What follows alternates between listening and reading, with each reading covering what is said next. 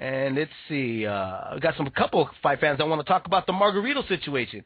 And let's see, we got Karceno, one of my favorite people in the whole wide world. What's up, brother? Hey, what's going on? How you been, man? Where you been at? Where you been hiding out? I heard the Manny fans got you all locked up in the house. You don't even come out anymore. You don't even go grocery shopping anymore. I know, and I'm planning a trip to the Philippines. That'll be fun. Oh, well, let me know when you plan to do that so that I make sure I don't get on the same plane. So you want to talk margarito. What's going on? What's on your mind, brother?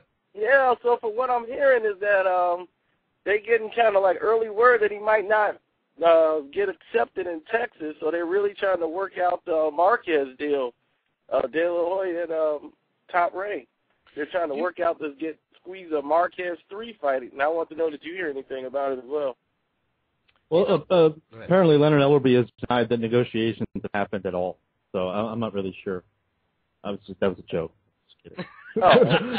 How you doing? How you doing, Karceno? Oh, I'm doing pretty good. I think they're just going fishing, dude. On the internet and kind of gauging the fans' reactions. I think more than maybe as much as Top Rank, maybe a little more so. Golden Boy is very much on the edge of social media, using things like Twitter, Facebook, and Ustream, things like that to kind of engage the fans and to also gauge how they feel about certain fights. And I think that's a little bit of what this is them trying to figure out, trying to make a move. But here's the thing, is that in California, Pacquiao is only going to fight in, I believe, 3 states. It would be Texas, Nevada, and I think Florida in terms of the tax reasons. Mm-hmm. So coming to California was merely a formality. The ABC or, the Nevada State Commission said, go to California, try to get your license. We're not saying that you need to get your license. Just come on back when you've seen them.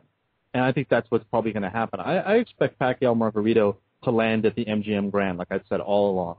Maybe Texas Stadium because of the Jerry Jones's money. Maybe there. Yeah. But I have a feeling it's going to be in Nevada. There's something I do want to talk about, though, about that hearing that happened, yesterday. And it was like a five-hour, hearing and the rebuttal and, both lawyers were presenting their case and stuff. But there's one thing that kind of bothered me.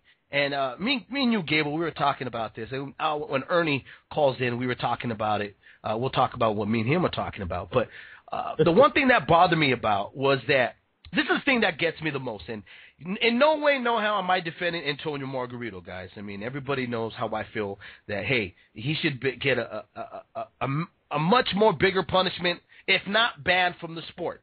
Okay? But it's just funny, or you could say ironic to me, that the same people that screwed up are punishing a guy they didn't even catch this guy. It was Naseem Richards that caught him. So these guys are ruling judgment on a guy when they should be ruling a judgment on themselves. They had Che up there, the other commissioner that was in the same room that was supposed to be supervised these hand wraps, and that guy got away clean. Nobody decided to ask him. One simple question was, why did you sign these off? Yeah, well, apparently he hadn't quite signed off on them. I think the signing off happens when both hands are wrapped. But he's the inspector assigned to that guy from the moment he walks in the building to the moment the fight is over and they've done the post-fight urine test and all that stuff, and then he is released. The question I had was, why the hell did you let that guy wrap his hands when Naseem Richardson was not in the room? Mm-hmm. And how did you miss this? Why isn't there a certain protocol? I remember the first hearing, which I attended, they said it's always a little bit different with each camp. That there's not a specific protocol. You don't go through their bag. You don't feel all their stuff and make sure it's legal. It's just kind of a cursory look. Yeah, it looks good to me. And as we saw, you're able to hide something in a pre-made wrap and get it past this guy. And, I was talking to a judge for the Nevada State Athletic Commission that just happened to be at a fight that I was at in Angulo. And I was asking him, I said, so how do they put you through classes? Do they, how does this all work?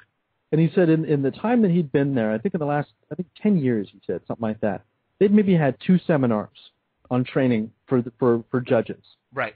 Now, if they only have 2 for those guys, how often do you think that the inspectors get tests? Exactly. And, to me, there's just something wrong, and it was what I asked Gary, is that you look at it, there's not a unified system, it's not regulated, maybe they don't have quite the money that they used to.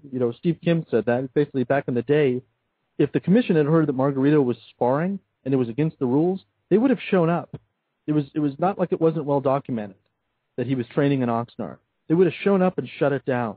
But nowadays, these guys don't show up. You never see inspectors at the gym. I'm at the gym all the time, many gyms. Never seen an inspector come through just to see, hey, what's going on? Like I said, last summer, 140-pound, not even an amateur boxer, me, a writer, was able to get in shape and get in the ring with a fighter that was 2 weeks out from his professional fight. And that fighter weighed about 172 pounds, is 6'4" to my 5'9", and we were able to spar 3 rounds, and nobody said anything.